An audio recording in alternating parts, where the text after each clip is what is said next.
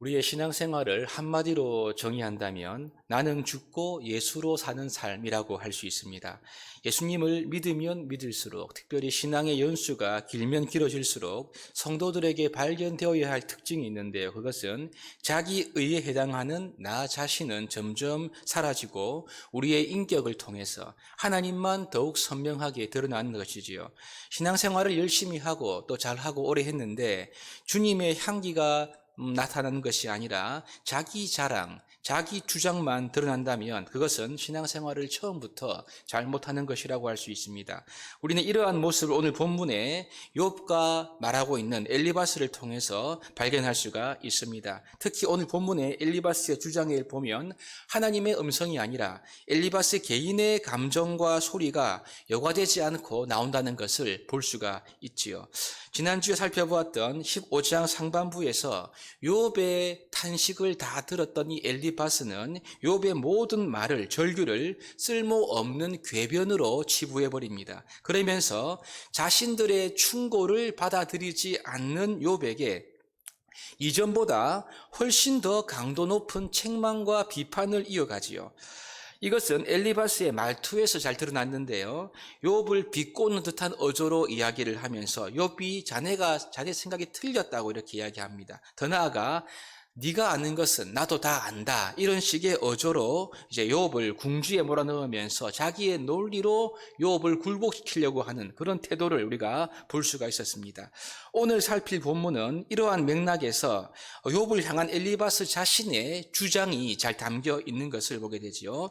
17절을 보시면 내가 네게 보이리니 내게서 들으라. 내가 본 것을 설명하겠다라고 말하는데요. 이것은 내가 너의 문제에 대한 해답을 이제 말할 테니까 잘 들어봐라 이런 뜻이지요. 내가 너에게 제대로 된 가르침을 줄게 이런 말로 우리가 볼 수가 있겠습니다. 그러면서 엘리바스는 이제부터 내가 하는 이 모든 말은 나의 개인의 사사로운 의견이 아니다.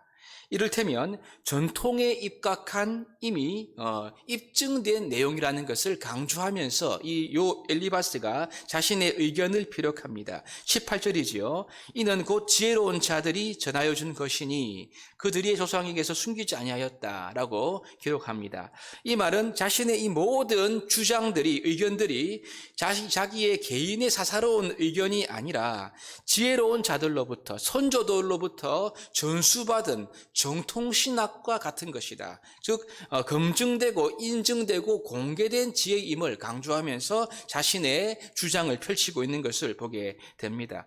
하지만 이 엘리바스의 주장을 잘 보시면요, 그가 처음에 펼친 주장과 크게 다를 바가 없습니다. 인과응보, 즉 악인은 반드시 형벌을 받는다라는 내용이 이 오늘 본문 전체를 흐르고 있는 엘리바스의 내용의 핵심적인 주장입니다. 결국 여러분, 이것은 엘리바스의 편협한 지식이지요. 우리가 성경을 보아도 악인의 형통함 때문에 탄식하고 불평하는 그런 내용들을 많이 볼 수가 있지 않습니까? 우리 교회의 이번 표인 하나님께로 더 가까이라는 이 주제의 배경이 되는 시편 73편이 대표적인 것이라고 할 수가 있습니다. 지금 엘리바스는 악인은 반드시 형벌을 받는다는 이 보편적인 지식을 편협하게 해석을 하지요. 그리고 욥을 억지로 그 자신 논리에 끼워 맞추려고 하는 그런 잘못을 범하고 있는 겁니다. 엘리바스의 이런 편협함은 욥을 자신의 논리로 바꿀 수가 있다. 그리고 바꿔야 한다는 잘못된 확신으로 이어지면서 굉장히 그 파괴력이 커지고 있는 것을 보게 되지요. 그리고 결과만을 가지고 욥을 평가합니다. 그러면서 욥에게 무자비한 비판과 정죄의 말을 막 하고 있는 것을 보게 되는 거죠.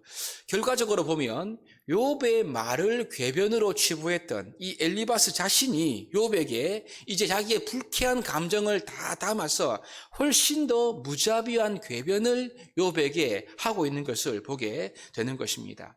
예수님 말씀이 기억이 나지요. 자기 눈에 들뻔을 보지 못하면서 형제의 티를 빼고자 하는 그런 모습이 아니겠습니까? 그래서 우리가 이 엘리바스의 기록을 쭉 읽게 되면 여기에서 하나님께서 말씀하신다, 이런 느낌을 받을 수가 없습니다. 오히려 자기의 말을 듣지 않고 받지 않는 이 욥을 향한 자존심을 상해하고 분노하는 이 엘리바스의 감추어진 내면이 그의 말을 통해서 잘 나온다는 것을 보게 되지요. 그러니 여러분, 이러한 엘리바스를 통해서는 하나님께서 결코 역사하실 수가 없는 것입니다. 그리고 엘리바스의 말을 통해서 문제의 해결로도 갈 수가 없는 거지요. 실제로 여러분, 그의 주장을 다 보아도 욥을 정죄하는 것 말고는 아무런 소득이 없다는 것을 보게 됩니다.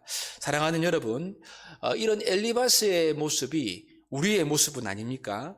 우리가 알고 있는 성경 지식 혹은 신앙의 경험으로 내가 아는 것을 마치 진리로 포장하면서 다른 사람들의 그런 여러 가지 행동들을 평가하고 판단하고 정죄하진 않습니까?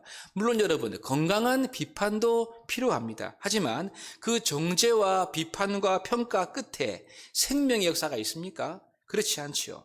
만일 나의 평가와 비판과 정죄에 건강한 변화가 없다면 여러분, 오히려 더 큰 상처만 있고 영적인 피폐함만 더한다면 우리는 스스로를 반드시 돌아보아야 할 것입니다. 그래서 이 엘리바스의 함정에서 속히 빠져나와야 하는 거죠. 왜냐하면 우리의 모든 주장과 우리의 의견 가운데 하나님이 아니라 바로 나 자신이 왕노릇하고 있다면 그것은 심각한 문제이기 때문에 그렇습니다. 여러분 어떻습니까?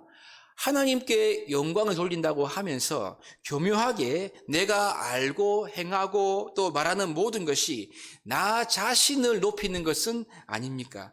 만일 그렇다면 우리를 통해서 하나님께서 역사하실 수가 없는 거죠. 지금 이 엘리바스와 똑같은 것입니다. 내가 죽고 예수로 사는 삶이 아니지요. 나 자신이 시퍼렇게 살아있는 바로 모습이 오늘 이 엘리바스의 모습이라고 할 수가 있는 것입니다. 그러니까 내 말을 안 들으니까 자존심 상해하는 거지요. 분노하면서 열변을 토하면서 욥의 절규를 교만한 것으로 정죄해버리고 오직 비판과 판단만 남게 되는 것입니다. 내가 죽지 않고 시퍼렇게 살아있을 때 바로 이와 같은 모습인 거지요. 사랑하는 여러분, 우리가 하나님의 말씀, 성경을 배우고 하나님을 더 깊이 알아가게 되면 사람들을 강압적으로 대하는 이러한 나의 이 태도들이 점점 사라지게 되는 것입니다. 왜요? 말씀 앞에 서게 되면 바로 내 생각과 내 자신이 깨어지고 죽어지기 때문에 그런 것이지요. 주와 함께 십자가에서 죽기 때문에 그렇습니다. 내가 죽어야지 하나님이 드러나는 것입니다. 내가 시퍼렇게 살아있으면 주님이 결코 드러날 수가 없는 거죠. 나는 죽고 예수로 살게 될 때 비로소 우리의 눈에는 하나님이 보이고요. 그리고 이웃의 피로와 아픔이 눈에 들어오게 되는 것입니다. 오늘 혹시 엘리바스의 함정에 빠져 있는 분이 계시다면 속히 돌이켜야 할 것입니다. 내가 시퍼렇게 살아있는 한 우리가 말하는 모든 진리는 역사할 수가 없기 때문입니다. 그래서 나는 죽고 예수로 사는 진정한 이 믿음이 우리의 말과 행실을 통해서 드러나는 이런 역사가 있게 되기를 주님의 이름으로 축복합니다.